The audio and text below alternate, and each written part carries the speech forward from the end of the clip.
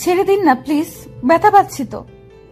ইস, তোমাকে ছেড়ে দেওয়ার জন্য কি বিয়ে করেছি? ব্যথা পাচ্ছি তাই ছাড়তে বলছি। তুমি কি জানো না বাসরাতে বউয়ের লজ্জা ভাঙাতে হয়? তাই বলে এত জোরে ব্যথা দিবেন? খুব ব্যথা পাচ্ছি, এবার যদি না ছাড়েন তাহলে কেঁদে দিব কিন্তু। দূর, কাঁদবা কেন?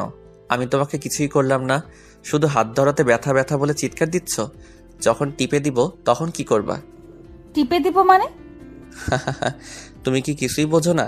না, আমি তোমার ওইগুলো টিপার কথা বলছি। কাছে আসো, তোমার শাড়িটা খুলে ফেলি তাড়াতাড়ি। আমার যে আর ধৈর্যে মানছে না। এই না, আপনি আমার কাছে আসবেন না আর শাড়িতে হাত দিবেন না, আপনাকে ভয় করছে এখন। আর কি সব নোংরা কথা বলছেন? বউ এখন কিন্তু খুব খারাপ হয়ে যাবে। আজ রাতে স্বামী তার স্ত্রীকে অনেক আদর করবে, আগে থেকে ভেবে রেখেছি। আজ রাতে তোমাকে অনেকবার করব, সারা রাতে একটু ঘুমাতে দিব না। করবেন মানে? কি করতে চাইছেন আপনি? এই তুমি চুপ করবা? এমন ভাব করছো মনে হচ্ছে কিচ্ছু জানো না, পুরা ইনোসেন্ট। আমার সামনে ন্যাকামি করবা না একদম। তুমি এত ছোট না যে করার মানেও বুঝতে পারছো না। এখন আবার বলো না লিপ কিসের মানেও জানো না। অ্যাটলিস্ট সেটার মানে জানো তো? হ্যাঁ জানি, লিপ কিস মানে ঠোঁটে কিস করা। গুড, এবার কাছে আসো, তোমাকে লিপ কিস করব। আমার ধমক শুনে নিবু একটু একটু করে আমার দিকে এগিয়ে আসলো। আমি নিবুর শাড়িটা এক টান দিয়ে খুলে ফেলে ওর ঠোঁটে কিস করা শুরু করলাম। নিবু আমার কিস পে কেঁপে কেঁপে উঠছে। ওর কাঁপাকাঁপি দেখে আমার মাঝে উত্তেজনা বেড়েই চলছে। আমি নিবুকে বেডে শুয়ে দিলাম আর বললাম, তোমাকে আমি লিপ কিস করলে তুমি আমার সাথে রেসপন্স করবা, পুতুলের মতো শক্ত হয়ে থাকবা না। আচ্ছা ঠিক আছে। নিবুর সম্মতি পেয়ে ওর শরীর থেকে সবকিছু খুলে ফেললাম। এরপর নিবুকে লিপ কিস করা শুরু করি। এবার নিবুও আমার সাথে রেসপন্স দেওয়া শুরু করলো। আমাকে এখন কে পায়? নিবুর সমস্ত শরীরে স্লাইড করা শুরু করলাম। নিবু কাঁপছে বারবার। এই তুমি কাঁপছো কেন? শরীরের মধ্যে কেমন যেন করছে, তলপেটে শিরশির অনুভূতি হচ্ছে। নিবুর কথা শুনে না হেসে পারছি না। বুঝে গেলাম এবার নিবু আমার সাথে পুরোপুরি ইন্টিমেট হতে প্রস্তুত। তোমাকে আরো কিছু করতে মন চাইছে? নিবু লজ্জায় মুখ ফুটে কিছু বলল না, শুধু মাথা নাড়ালো। আমি নিবুর শরীরের উপর উঠে গেলাম। ব্যথা পাচ্ছি, আস্তে ঢোকান, আমি আর সহ্য করতে পারছি না। নিবু চিৎকার দিও না, বাড়ির লোকজন শুনলে আমাকেই সবাই খারাপ ভাববে। প্রথমবার এমন হবে, একটু ধৈর্য ধরে দাঁতে দাঁত চেপে থাকো। আচ্ছা আমি চিৎকার দিব না, তবে একটু আস্তে করুন, আস্তে করলে আর চিৎকার দিব না। ঠিক আছে, প্রথমবার বলে আস্তে করছি, কিন্তু পরের বার জোরে জোরে করব। আবারও করবেন?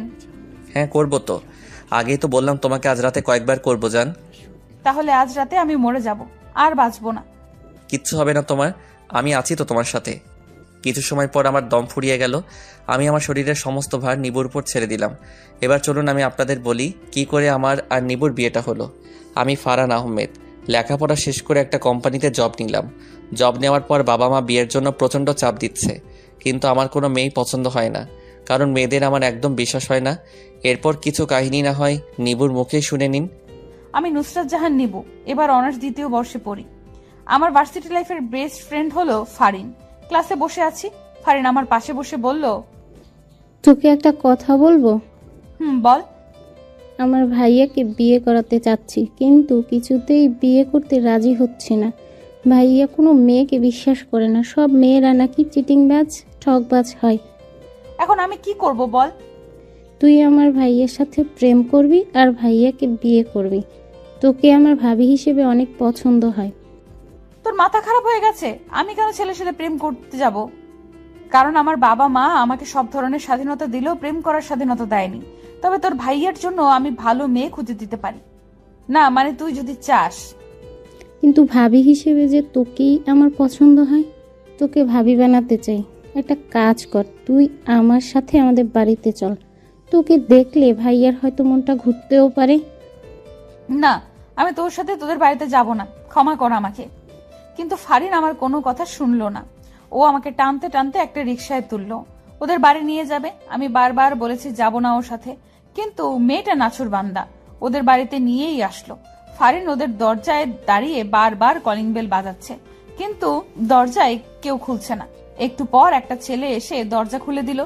মনে হচ্ছে ছেলেটা বেশ বিরক্ত, হয়তো এতবার কলিং বেল বাজানোর কারণে। কে এমন অসভ্যের মতো দরজায় কলিং বেল বাজায়? আরে ভাইয়া, আমি। এত রাগ করছিস কেন? তুই দিন দিন ম্যানারলেস হয়ে যাচ্ছিস। তোর বলা শেষ হলে দরজার সামনে থেকে সর, খাম্বার মতো দাঁড়িয়ে থাকিস না। ফারিন আমার হাত ধরে ভেতরে ঢুকার সময় আমার পায়ে একটা ল্যাং দিল। আমি হুমড়ি খেয়ে ওর ভাইয়ের গায়ের উপর পড়ে গেলাম। ফারিনের ভাইয়া পড়লো নিচে আর আমি তার উপরে পড়লাম। ইচ্ছে করছে ফারিনকে ধরে একটা আছাড় মারি। কবিষ্টা আমাকে ল্যাং মারলো। এই মেয়ে, তুমি আমার গায়ের উপর পড়লে কেন? ঠিক করে হাঁটতেও পারো না নাকি? সুন্দর ছেলে দেখলে মাথা ঠিক থাকে না। এসব আপনি কি বলছেন? আমি ইচ্ছে করে আপনার উপর পড়ে যাইনি। এবার দয়া করে আমার উপর থেকে উঠে পড়ো, নাকি এভাবেই থাকার ইচ্ছে আছে? ছি ছি, এসব আপনি কি বলছেন? ওয়েট, আমি উঠছি। আমি লোকটার শরীরের উপর থেকে উঠে পড়লাম। আমি মোটেও সেরকম মেয়ে না, আপনি আমাকে ভুল বুঝছেন। যাই হোক, আসি। আপনার বাড়িতে আসাই আমার ভুল হয়েছে। চলে যাবি মানে? তুই তো এখন যেতে পারবি না। তুই আমার সাথে এমন ব্যবহার না করলেও পারতি। বাই এনি চান্স তুই কি আমাকে তোদের বাড়িতে নিয়ে এসেছিস আমাকে অপমান করানোর জন্য? সি সি সি, তুই এমন কথা বলতে পারলি? ফারিন, এই মেয়েটাকে? ভাইয়া, ও আমার বান্ধবী নিভু। আর নিভু, এই হলো আমার ভাইয়া ফারান। এরপর ফারিন আমাকে নিয়ে ওর রুমে চলে গেল। দুপুরবেলা লাঞ্চ করিয়ে আমাকে এগিয়ে দিল বাড়ির পথে। আমি ভেবে নিয়েছি আর কোনোদিন ফারিনের সাথে কথা বলবো না। বান্ধবী হয়ে বান্ধবীকে অপমান করে এমন বান্ধবী আমার প্রয়োজন নেই। কেটে গেল কয়েকটা দিন। আমি ভার্সিটিতে গেছি ঠিকই, কিন্তু ফারিনের সাথে কোনো কথা বলিনি। তবে ফারিন আমার সাথে অনেকবার কথা বলার চেষ্টা করেছে, আমি ওকে সুযোগই দেইনি। বাড়ি এসে শুনতে পেলাম আগামীকাল আমাকে পাত্রপক্ষ দেখতে আসবে। এই কথা শুনে মনের মাঝে অনেক ভয় হতে লাগলো। মা আর নিবু জোর করে নিয়ে আসলো মেয়ে দেখাতে। মেয়ে দেখতে আসার কোনো ইচ্ছে ছিল না আমার, এক প্রকার বাধ্য হয়ে আসলাম।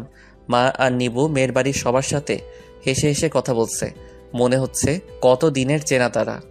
মেয়ে মানুষ পারেও বটে, একটু সময়ের পরিচয়ে পর মানুষকে কিভাবে আপন করে নেয়। একটু পর মেয়েকে নিয়ে আসলো। মেয়েটার মুখটা দেখে চমকে উঠলাম, কারণ মেয়েটার কেউ না, সে হলো ফারিনের বান্ধবী। তার মানে ফারিন প্ল্যান করে নিয়ে আসলো এই বাড়িতে। ইচ্ছে করছে ফারিনকে তুলে একটা আছাড় মারি। কিছু সময় পর নিবু মাথা তুলল। আরে আপনি আপনি কেন এসেছেন আমাদের বাড়িতে? আরে নিভু, কি বলছিস তুই? আমরা তোকে ভাইয়ার জন্য দেখতে এসেছি। তোকে তো আগেই বলেছিলাম তোকে আমার ভাবি হিসেবে খুব পছন্দ, তাই ভাইয়াকে নিয়ে তোদের বাড়িতে আসলাম। এসেছিস ভালো করেছিস, খেয়ে দিয়ে চলে যা। আর শোন, আমি তোর ভাইয়াকে বিয়ে করব না, কারণ তোর ভাইয়া একটা অহংকারী লোক। এমন অহংকারী লোককে আমি কোনোদিন বিয়ে করব না। মা, আমি এই মেয়েকে বিয়ে করব। মেয়ে আমার অনেক পছন্দ হয়েছে। যত তাড়াতাড়ি পারো বিয়ের ব্যবস্থা করো। নিবুর বিয়েতে না করাটা কেউ শুনল না, হয়ে গেল আমাদের বিয়ে। আপনারা সবাই আমার আর নিবুর বিবাহিত জীবনের জন্য দোয়া করবেন।